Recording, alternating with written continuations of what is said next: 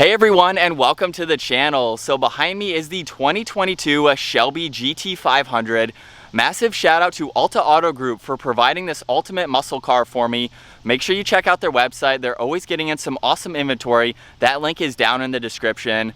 But the GT500 you see behind me is finished off in Oxford white with the orange stripe running down the top. This model is also equipped with the carbon fiber track pack, which is an $18,000 option, giving this model behind me a total MSRP just over $112,000. And now we'll move on to what powers this GT500. Underneath the hood is a 5.2 liter supercharged cross-plane crank V8 paired to a 7-speed dual clutch automatic transmission.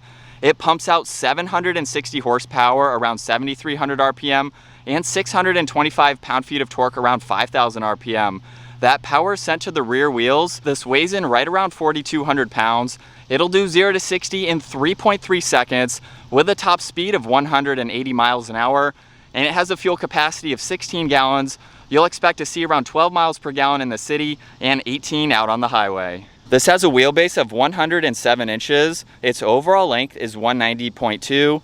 It has a width of 81.9 and a height of 54.3 inches. As we move on to the exterior styling now for this GT500, let's first start off with the hood pins on both sides. Now these are functional. In order to open up the hood, you do have to pull the release in the driver footwell, push on each of those pins, and you can open it up from there. It's awesome to see that they are functional and not just placed there to give this more of that track focused design. Now right in the middle is that full orange stripe with the functional heat extraction vents right in the middle of those, giving it a great look. I love the small bulge as well that these stripes surround. This definitely has an aggressive front end. Now right in the middle is the snake logo, along with all the cutouts provide a lot of cooling to this engine. GT500 is nicely stamped in the gloss black trim piece running right through the middle, and then Shelby is down on the front splitter, which gives it more of an aggressive design. Now this has HIDs with the LED DRLs along with the LED turn signals in the lower section. The DRLs have a really nice pattern to them right in the inside of the housing with the headlight and the high beam. There's some bodywork separating the turn signal down below. And then there's some more vents on both sides just to add to more cooling along with the heat extraction vent up top. I love the surround for this grille design too. It just adds to that aggressive design. And as we move on to the side, equipped with the carbon fiber track pack, this gets a set of 20-inch carbon fiber wheels. They're 11 inches wide, have a really nice multi-spoke design to them. And then hiding behind these wheels are the Brembo brakes. This has 6 pistons up front and 4 pistons in the rear. And great lines running down the side, tying in nicely with the front end. There's even a line in the lower section, as well as having the side skirt with a little bit of an extra flare to it. Matches nicely with the one wrapping around the front corner of the bumper. Now there's also a snake badge on the side, and the only Ford logo on this entire vehicle is front and center on the windshield. So you won't see it in any other place. That is the only place for it, which is a nice subtle feature to have that right there. All of the window trim is blacked out just to give it a great look against this white. And the stripes even continue down the roof too, right on the outsides of that shark fin antenna, and they lead to the trunk, where as you can tell, the massive fixed wing with the carbon fiber side blades on each side, giving it a really, really cool look. Now for the rear of this GT500, this has a backup camera, no parking sensors. The LED turn signals and taillights have a 3D design to them. Those are very iconic for the Mustangs in general, with that 3D shape just giving it a great look. The stripes run all the way down to the diffuser, where there's the reverse light along with the quad tip active exhaust, which will start up here soon, and then a few more heat extraction vents in that lower diffuser as well. So that is a look at the exterior for this all-new GT500. Let's move on to the cargo space now. Now this is a functional vehicle to be able to daily drive this if you wanted to. So there's a button up underneath that I can push. You can also double tap on the key fob too. So it makes it very practical, and you'll see here why that's important later. But for this trunk space, it's actually a pretty good size. Just like any other Mustang really, there's a sub over on that passenger side and a good amount of storage space to those back seats. Now up underneath the floor, you could put a spare tire here if you really wanted to, use it for extra storage space. There's a tire inflator kit too. So you do have some usable space up underneath the floor. And then there's no grab handle, so I can just grab this lip here and easily close that trunk. Now it's pretty lightweight, even with that massive wing. And before we make our way to the interior, this does have remote start. So if I lock the vehicle and then double tap this button, you can hear this come to life. I currently have it in track mode at the moment, and we'll go through the different exhaust notes once we get onto the interior. So I'll unlock it from the key fob. You can of course use the door handle if you need to. And with the door open, the door panel has a great design to it. Everything is black with a little bit of white accents. There's leather on the back side along with all the stitching, a brush trim piece for that grab handle along with up on the release handle. Lock and unlock is just in front of that along with all the window controls and the side mirror adjustments.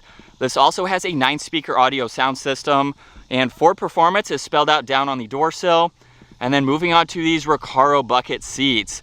You can see the snake logo right in the middle, a two-tone design to them with the cutouts up top to give them more of that race-inspired design. Recaro is on that side bolster along with more of that two-tone.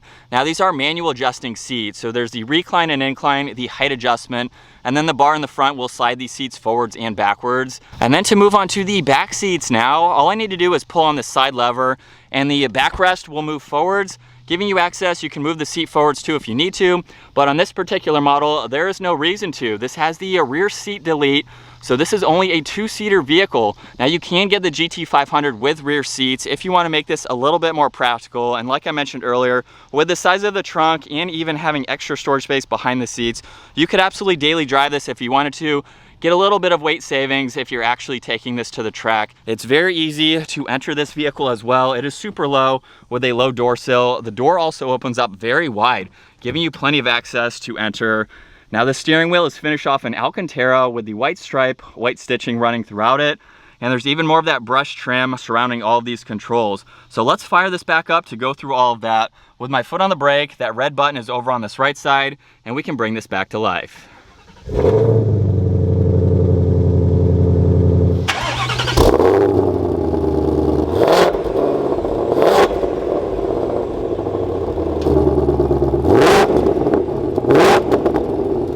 And looking at the 12-inch digital gauge cluster, on the left side is the tach and the engine temperature. On the right side is the fuel gauge and miles per hour. And right in the middle, you can go through a lot more information using these buttons on the steering wheel. So over on the right side, there's scrolling dials along with OK and voice commands.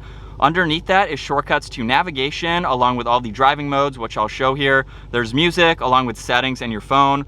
On this left side is tuning and volume for the radio. There's also adjustments for the steering wheel, the suspension, and cruise control. So right now the center screen is currently showing trip information. If I scroll down, you'll see more trip information along with fuel economy. And then the last one is TPMS. Now if I click on navigation, that will pull up all this information here where you can go through that and set that up as you need to. If I push on the Cobra badge, you can go into the exhaust note and actually change it. So as you already heard with the different revs, very cool to be able to do that just depending on what you'd like to hear. There's also the cluster appearance too, so you can actually change that again just depending on how you'd like to see it. If you're out on the track, you can completely customize this where the tach is now running front and center.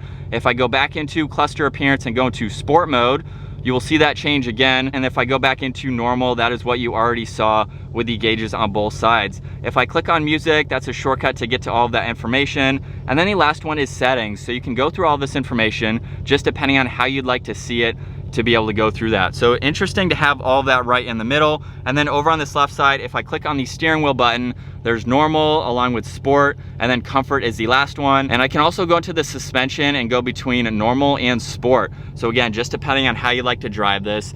And this has the steering wheel mounted paddle shifters, which have a good design to them. They're actually pretty large too. I love how they feel behind that steering wheel.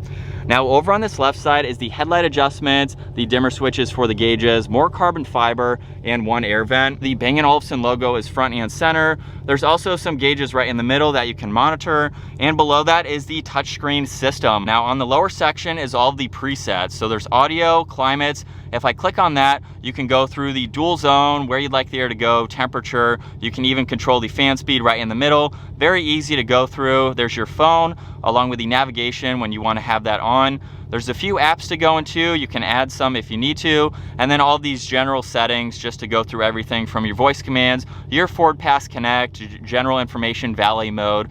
So it's not a very configurable system, but it has everything that you need, especially for a track-focused vehicle like this. You can daily drive this and have all that standard info. Now below that is volume and tuning, along with a few other controls right in the middle. And then all of the climate controls are just underneath that. So there's fan speed, temperature, all the physical controls if you're not on that upper screen.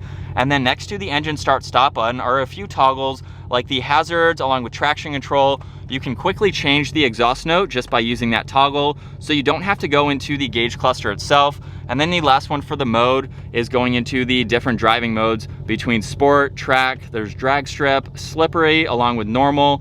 So you can quickly get through all of those, again, just depending on how you want to drive. Now there's a little bit of storage where you can place your phone along with a 12 volt. The electronic parking brake is just behind that. And then for the dial to go into the gears, we are currently in park. If I rotate it once, that is for reverse. Where the backup camera will appear, there's also a different angle if you need to see that with the guidelines. I can rotate it all the way over to drive, and then just by pushing on the M, we'll put this into the manual setting. So it's pretty neat to have that, doesn't take up a lot of space. There are 2 cup holders right next to that, and in the middle for the center armrest, there's a good amount of storage along with some auxiliary, so you can charge electronics. There's a small cutout where you could put those wires if you need to. And then over on the passenger side is the GT500 chassis number. Really cool to see that plaque just above more carbon fiber, and the glove box is just underneath that, providing you with a good amount of interior storage for all of that info. We'll take one last look at this interior with the 2-tone seats. Definitely a nice spec. Up in the middle are the dome lights, some garage door buttons. You can even get a look at the Ford logo from the backside. And so now as we get the all-new Shelby GT500 out on the road, my test drive for today is very short. Now we do have other GT500 videos if you'd like to see the actual test drive and actually being able to drive it a little bit more. Now with how rare this vehicle is and the order times to get it, this is a very cool opportunity to at least get behind the wheel and show you what it's like to drive. And even in quiet mode, I'm very surprised how good this sounds, but we're gonna put it into track mode since we have this for a short drive. We're also going to put the mode itself, and hopefully you can hear how loud this is. But from the driver's seat, this is definitely a cool place to be. And I pretty much have to let the car do the talking. This is so loud. Visibility is also really good. Now we do have the window sticker over on that passenger side, but like any other Mustang, it's very easy to see around, and we're gonna give it a little bit of an acceleration. Nothing too crazy for today.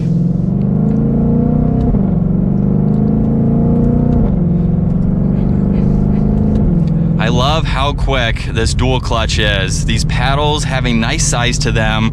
I love the placement right behind the steering wheel, good grip on both sides. This is definitely a beast of a vehicle. If you want the ultimate Mustang, the GT500 is it. This thing is ready to go from the factory. Obviously you need to break it in, but it's super comfortable to drive too. Even with the suspension and track, this is not the smoothest road that we're on right now. So this is a good test. I know it's just a straight line. A little bit hard to tell between track and sport, but even in these settings, it rides like a sports car, muscle car would. It's what you would expect with how sharp and tight you want the suspension, especially taking this around twisty roads and situations like that. Now, I would opt for the back seats, even though this is not a true 4-seater vehicle. You could put people in the back if you really needed the extra space here and there. The rear seat delete may really not lose that much weight savings to get this out on the track. But either way, it's an option from the factory, and these Recaros are incredibly comfortable. So with a quick U-turn here, we'll give it another mild acceleration before we unfortunately have to give this back. This would be so incredible to have as a press vehicle, so we could really test what this car is like. It definitely sounds good. There's no question there. So last acceleration before we give this back.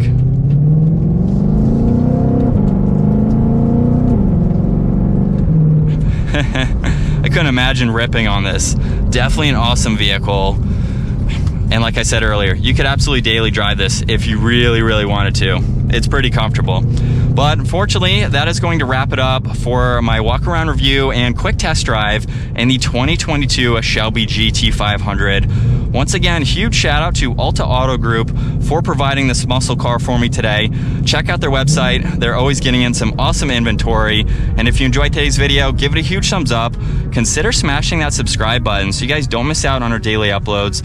And I will see you all in the next video.